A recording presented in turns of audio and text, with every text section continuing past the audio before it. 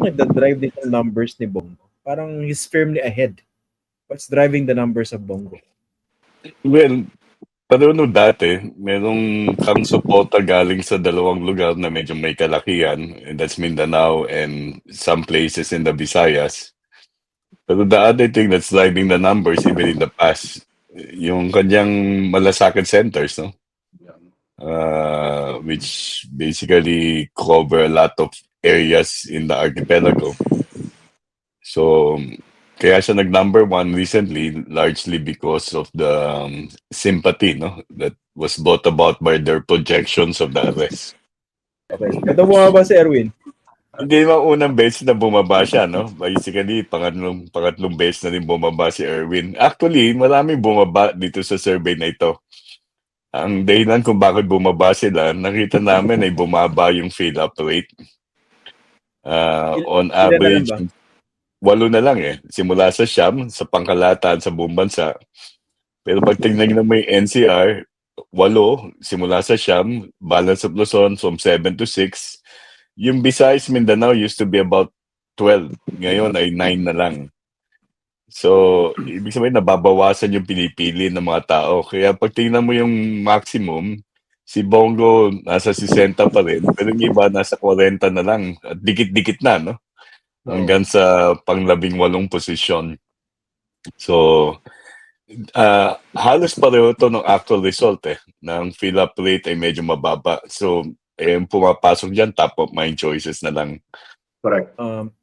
Prof. Ronnie, sino yung mako-consider mo na losing momentum dito sa mga kandidato? Actually, yung dalawang Tulfo basically have lost momentum, no? Lalo-lalo na si Ben kasi dati-dati nasa taas yan eh. Ang isa pang medyo losing momentum dito ay yung ilang taga-alyansa, no? Let's say for example si Amy Marcos, basically, although hindi na siya alyansa pala, no? Dati-dati nasa kalagitnaan siya, ngayon ay nasa pang-14 na posisyon. Nandiyan rin si Manny Pacquiao at si Willie Revillame. Yun yung dalawa na dati rin nasa kalagitnaan at medyo ngayon ay nado sa dulo ng in contention. Okay. Sino naman yung mukha nagpipick up? Yung merong medyo paangat yung numero. Wala kaming nakitang tumaas actually nitong April survey kung titignan mo yung voting support. Bahagyan tumaas yung kay Bongo, parang 0.3 percentage point. Si Abalos, yung paborito mo, Ian, tumaas siya ng 2 puntos. Pero hindi naman ganun kataas yun, no? Kasi kung survey to survey margin of error, dapat lagpas sa 4 na puntos eh. So nangyari dito, nagpalit yung ranko nila, pero walang pagbabago sa level ng suporta. Karamihan sa kanila pa bumaba. At malaki ang pagbaba, no, ng marami sa kanila. Kaya parang naghalo-halo, lumawak yung tie, no, sa pagitan ng mga kandidato. At talaga makikita natin, manggando sa mga may double digit na malapit-lapit sa 20%, maaaring may chance pa rin yan. Although depende sa gagawin nila nitong natitirang linggo ng kampanya. Okay. Purely a function of take-up rate, Prof. Kaya nagkaganon yung nagkarambola yung mga ranking dahil lang sa low take-up rate. Yep. Mababa yung fill-up rate. Kasi ginamit na din namin yung balota eh. Nung ginamit naman yung balota, kaya medyo natagalan yan, we needed to appreciate the 2,400 ballots, no? May mga ambiguous marks, may mga nag-overvoting. So, in general, 90% ang nakuha namin na valid votes, no? Yung walang mali sa kanilang shinade. Which only means for candidates, they should be going into, and for the COMELEC, repeating yung instructions in terms of filling up the ballot. Paano i-shade yan?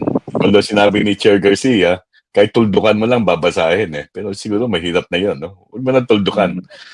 Lagyan mo ng kama. Hindi, bawal rin yun. Buuin mo ng konti yung shading.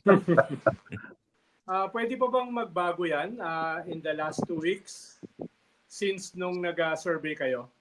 Pwede pa bang magkaroon ng dramatic change yan? Pag hindi pinag-uusapan ng machinery, ibang animal yun. No? Ibang animal yun. And basically, ang makakagamit niyan is the administration. Without the machinery factored in, last 2 weeks since nag-survey kayo, pwede pa bang dramatically magbago yung ganyang klaseng ranking? Yeah. Without the machinery, let's say the period that we did not cover in the last week of April, no, up to this first week of May, mahirap tignan ano ba yung mga kaganapan na maaring makakatulong o makakasakit sa mga kandidato. So siguro yung mga issue na tungkol sa prime water, sa ilang lugar na prime water ang service provider, maaring maka-apekto yan kay Camille Villar. So, yun ang nakikita ko. Yung mga messaging, advertisement ng mga kandidato, meron mga nagbago. Hindi ko alam. Si Alan nasa sagot niya. Sa tingin mo ba ay magkakaroon ng malaking epekto ito? Alan, naging host na rin ako no? Well, right now, pag sabi nga nila, last 70 days, ang focus is really negative campaigning dun sa mga nasa bottom rung. So ano yan, bakbakan yan in the last.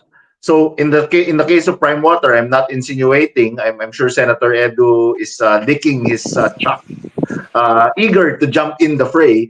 Pero I'm not insinuating na ito ay orchestrated or this is a well-organized attack against Congresswoman Camille or the Villars. Pero nakita natin na ang laki ng epekto. On the other hand, in terms of applause efforts, titignan natin stuff like, for example, Vice Ganda's endorsement of Ian's favorite Ben-Hur Abalos na inendorso ni Vice Ganda na isa sa pinakasikat na artista at celebrity endorsers. But honestly, on the retail side, yung tinatawag nating free market votes, pag ganito na lang, last week, ang liit na ng effect ng it's yours to lose.